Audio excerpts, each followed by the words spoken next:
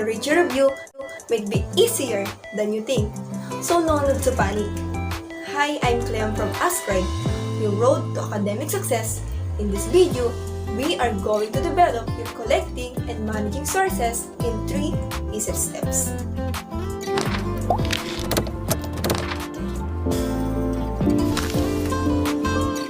Step 1. Learn other resources from a literature review. It includes books, reference material, journal, conference paper, internet, and government publication. Books the WorldCat database allows you to search catalogs on many libraries. WorldCat is a good place to find out what books exist on your topic. Reference material. Reference material such as encyclopedia and dictionaries provide good overall views of topics and provide keyword hints for searching. Journal via electronic database. Journal are major source of material for a literature review.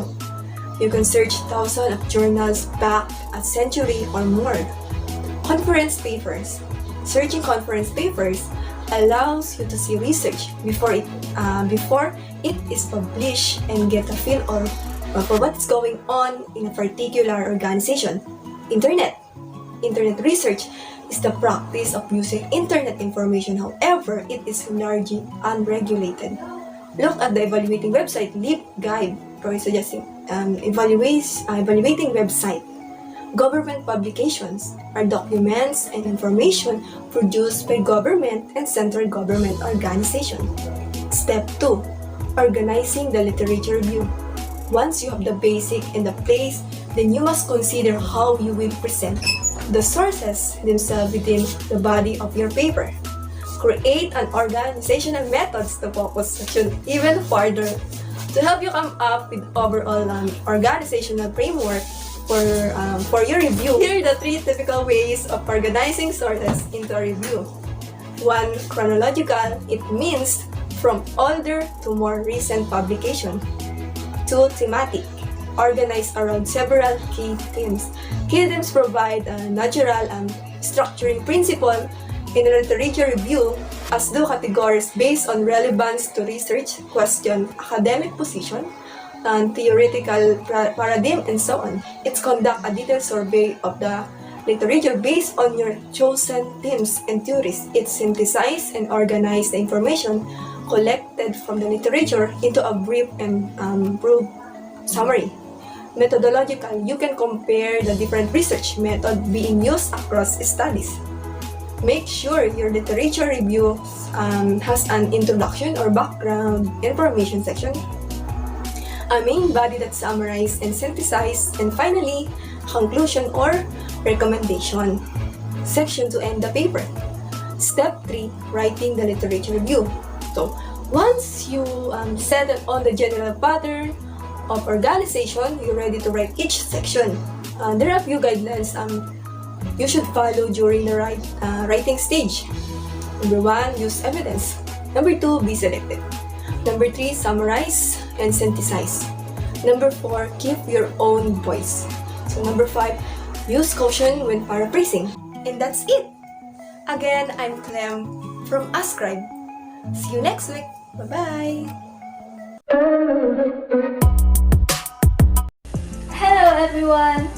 I'm Erica and welcome to Ascribe, your road to academic success. For this video, we're going to talk about the gaps in the literature.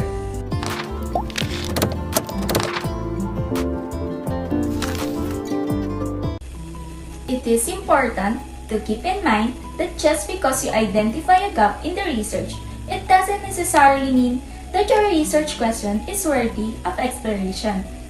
You will want to make sure that your research will have valuable practical and theoretical implications. In other words, answering research questions could either improve existing practice and inform professional decision-making, or it could be revise, build upon, or create theoretical frameworks, informing research design and practice. So we're going to answer the question, what is the gap in the literature?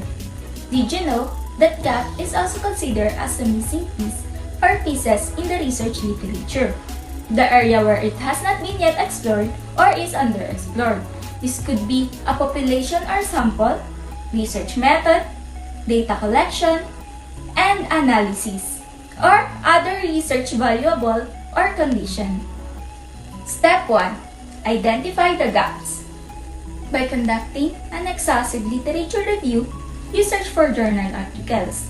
You will need to read critically across the breadth of literature to identify this gap. Your goal should be to find space or opening for contributing new research. Gathering a broad range of research articles on your topic, you may want to look for research that approaches the topic from a variety of methods: qualitative, quantitative, or mixed method. Did you know? Using the search technique called nesting, you can add these words to your search and limit to the abstract of the article to quickly identify research that uses different methods. Step 2. Locate research gap. But how? As you begin to gather the literature, you will want to critically read for what has and has not been learned from the research. Use the discussion and future research section of the article to understand what the researchers have found and what they point out future or additional research areas. Continue to ask critical questions of your topic from who, what, when, where, and how, about the population or setting, condition or variables, method or analysis, and measurement or outcomes. Also, consider what has not been explored in the study and what may be a possible gap or opening for your potential research and contribution to the topic. Use organizational tools such as charts or Venn diagram to map out the research you find from a scholarly article. This method may be helpful to organize what information you have found and what is shared among the literature, as well as to identify what areas may be missing in the research. Thank you for listening. I'm Erica, and see you for another session of Ask Scribe. Bye! And welcome back for another session of Ask Scribe. I am Angelica from Ask Scribe, your road to academic success. In this video, I am going to talk about how to synthesize sources.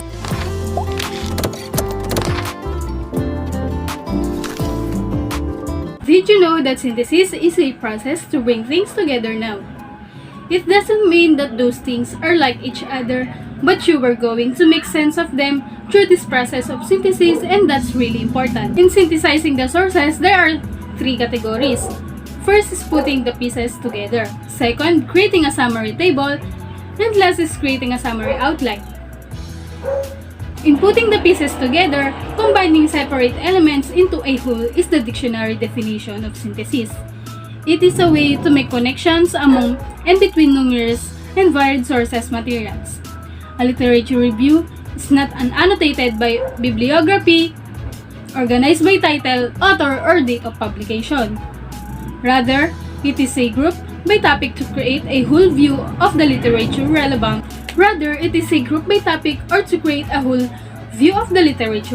To your research question.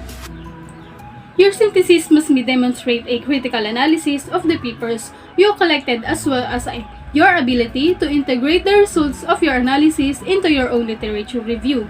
Each paper collected should be critically evaluated and weighed for adequacy, appropriateness, and thoroughness before inclusion in your own review. Papers that do not meet these criteria likely should not be included in your literature review. Begin the synthesis process by creating a grid, table, or an outline where you will summarize using common themes you have identified and the sources you have found. The summary grid or outline will help you compare and contrast the themes so you can see the relationship among them, as well as areas where you may need to do more searching. Whichever method you choose, this type of organization will help you to both understand the information you find and structure the writing of your review. Remember, although the means of summarizing can vary, the key at this point is to make sure you understand what you've found and how it relates to your topic and research questions. In second category, which is creating a summary table, Literature reviews can be organized sequentially or by topic, theme, method, results, theory, or argument. It's important to develop categories that are meaningful and relevant to your research questions. Take detailed notes on each article and use a consistent format for capturing all the information each article provides. These notes in the summary table can be done manually using note cards. However, given the amount of information you will be recording, an electronic file created in a word processing or spreadsheet is more manageable. Example of fields you may want to capture in your notes must be included the following: authors' names, article title, publication year, main purpose of the article, methodology or research design, participants, variables, measurement, results, and conclusion. The third and last is creating a summary outline, an alternative to organize your articles for synthesis. After you have collected the articles you intend to use, it's time to identify the conclusions that can be drawn from the articles as a group. Based on your review of the collected articles, group them by categories. You may wish to further organize them by topic and then chronologically or alphabetically by author. For each topic or subtopic, you identify during your critical analysis of the paper. Determine what those papers have in common. Likewise, determine which one in the group deeper. If they are contradictory findings, you may be able to identify methodological or theoretical differences that could account for the contradiction. For example, differences in population demographics. Determine what general conclusions you can report about the topic or subtopic as the entire group of studies relate to it. As you organize the summarized documents into a logical structure, you are also appraising and synthesizing complex information from multiple sources. Your literature review is the result of your research that synthesizes new and old information and creates new knowledge. Remember, an effective literature review need not denote the entire historical record, but rather establish the reason there for the current study, and in doing so cite that literature distinctly, patently for theoretical, methodological, or empirical reasons. And that's it for today's Ascribe session. Thank you for listening. I'm Angelica, and this is Ascribe, your road to academic success. Did you know that theories are developed by researchers to explain phenomena, draw connections, and make predictions? Hi, I am Marvin from Ascribe, your road to academic success.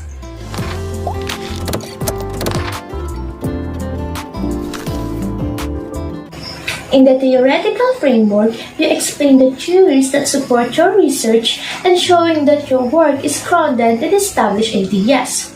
And there are 3 easy steps to develop a theoretical framework. Step 1 is identify your key concepts. First is to pick out the key terms from your problem statement and research questions. Concepts often have multiple definitions, so the theoretical framework involves clearly defining what you mean by each term. For example, a problem statements and research question is, Company X is struggling with a problem that many online customers do not return to make subsequent purchases. Management wants to increase customer loyalty and believes that improved customer satisfaction will play a major role in achieving this goal. To investigate this problem, you have identified and plan to focus on the following problem statement, objective, and research questions.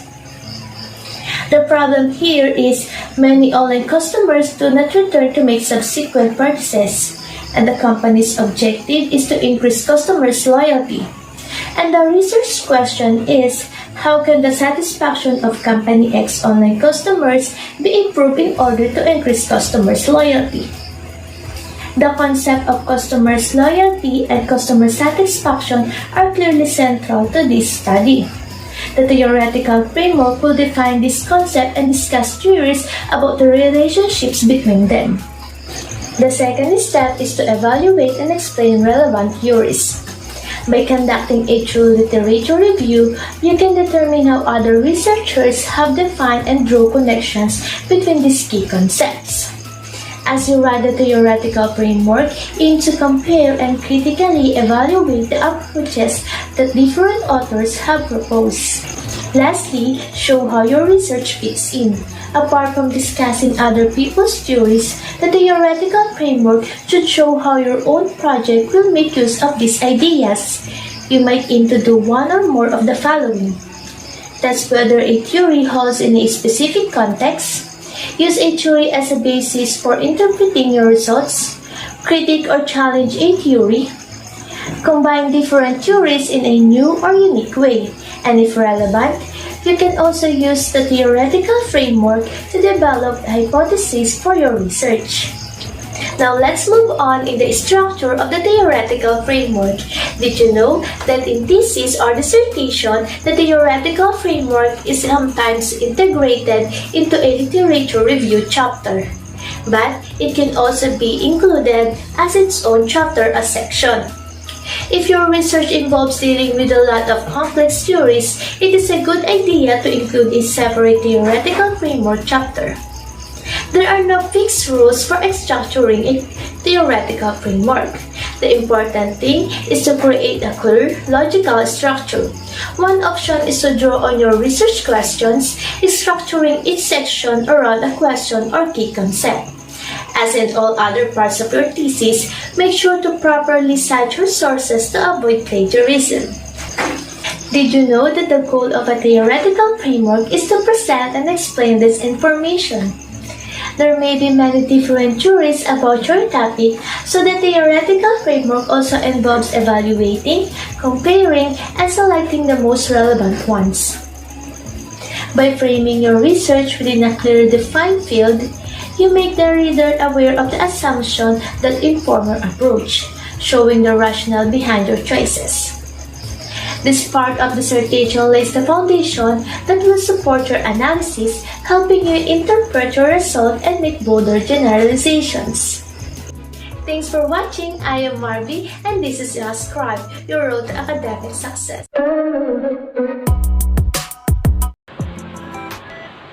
Oh, hi there! Do you have trouble writing out your conceptual framework for your thesis? Then you should definitely watch this. Hi, I'm Rain from Ascribe, your road to academic success.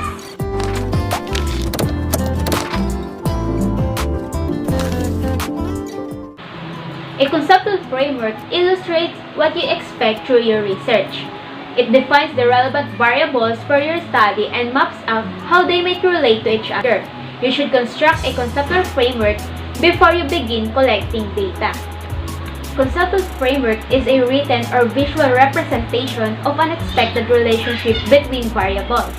Variables are simply the characteristics or properties that you want to study. A conceptual framework is generally developed based on a literature review of existing studies and theories about the topic. Example, you want to know if students who study more hours get higher exam scores.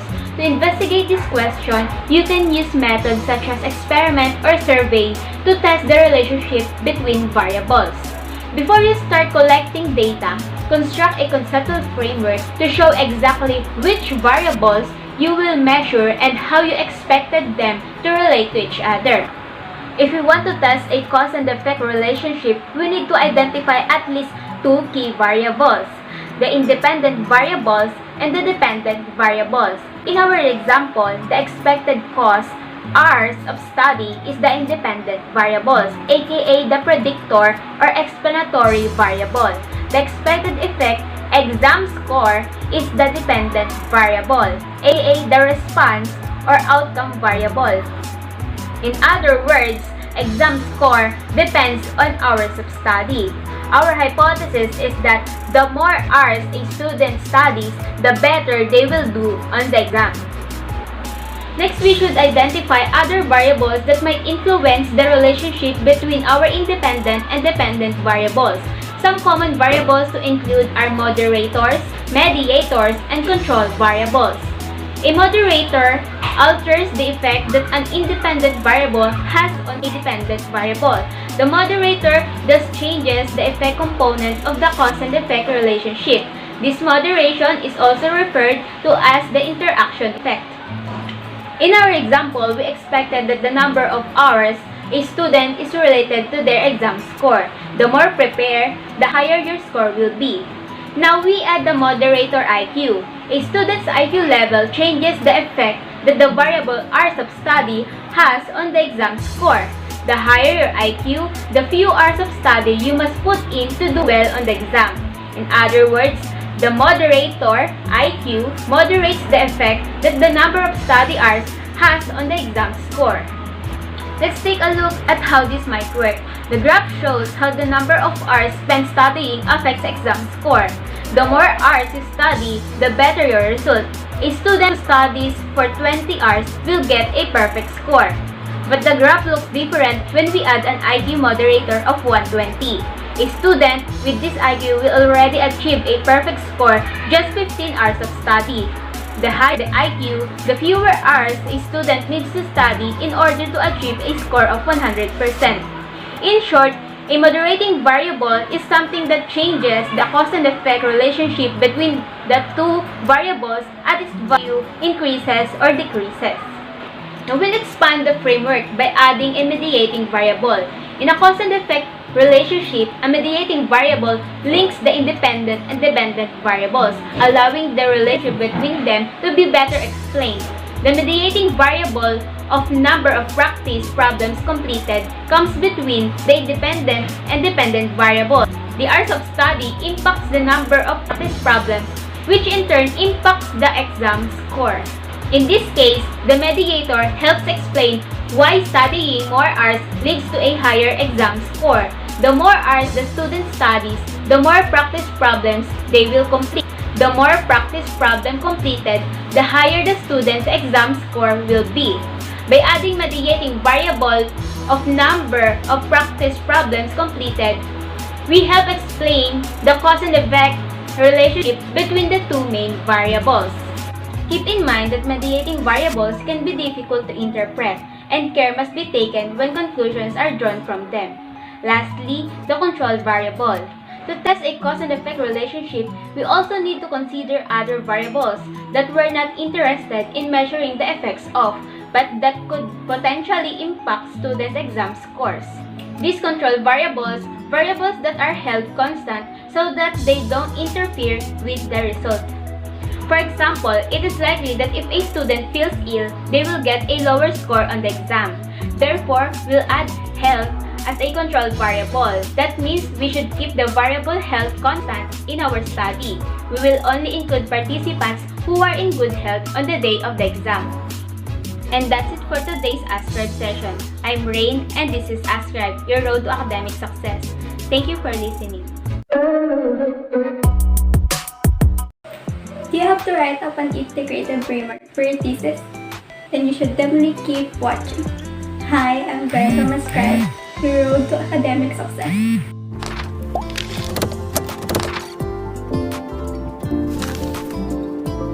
So what is an integrative framework?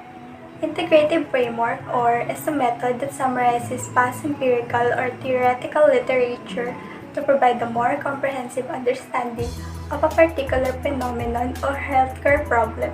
Rome 1993. Integrated reviews thus have the potential to build nursing science, informing research, practice, and policy initiatives. Well-done integrative reviews present the state of science, contribute to the theory development, and have direct applicability to practice and policy. Do you know that integrated review method is the approach that allows for the inclusion of diverse methodologies, i.e. experimental and non-experimental research? An integrative review is best designed for first, nursing, second, experimental and non-experimental research simultaneously, to define concepts, to review theories, to review evidence, point out gaps in the literature, to analyze methodological issues. Source: Whitmore et al., 2005. So here's the outline of stages. First is time frame. 12 plus months varies beyond the type of review, depends on how many factors such as, but not limited to, resources available, the quantity and quality of the literature, and the expertise or experience of reviewers, Grant et al., 2009. Next is question. Formulation of a problem may be related to practice and/or policy, especially in nursing. Next is sources and searches. Comprehensive but with a specific focus, integrated methodologies, experimental and non-experimental research. Purposive sampling may be employed. Database searching is recommended along with gray literature searching. Other recommended approaches to searching the literature include ancestry searching, journal hunt searching, networking, and searching research registries. Search is transparent and reproducible. Next is selection, selected as related to problem, identified or questioned. Inclusion of empirical and theoretical reports and diverse study methodologies. Next is appraisal. How quality is evaluated in an integrative review will vary depending on the sampling frame. Limited varying methods of critical appraisal and can be complex. And a review that encompasses theoretical and empirical sources. 2 quality criteria instruments could be developed for each type of source, and scores could be used as a criteria for inclusion, exclusion, or as a variable in the data analysis stage. Next is synthesis. Narrative synthesis for qualitative and quantitative studies. Data extracted for study, characteristic, and concept. Synthesis may be in the form of a table, diagram, or model to portray results. Extracted data are compared item by item so that similar data are categorized and grouped together. The method consists of data reduction, data display, data comparison, conclusion drawing, and verification. For more information, just visit our website, subscribe in our channel, and click the notification bell to be updated for our next week's session. See you there! Again, I'm Gwen from Ascribe, your road to academic success. Bye!